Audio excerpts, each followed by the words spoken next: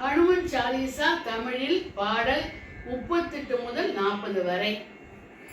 நூறு முறை கீதை துதிப்பவர் எவரோ அவர் தலை நீங்கியே ஆனந்தம் அடைவார். அனுமனில் 40 படிப்பவர் எல்லாம் சிவனருள் பெற்றே சித்திகள் அடைவார். அடியவர் துளசி தாசல் வேண்டுவார் அனைவர் உள்ளிலும் திருமால் உரையவே. அனைவர் உள்ளிலும் திருமால் உரையவே.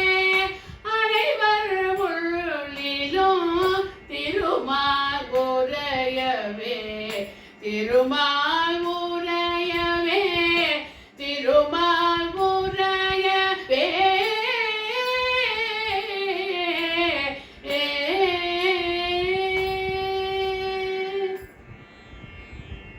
ஹனுமன் சாலிசா நிறைவடைந்தது. எல்லோருக்கும் நன்றி.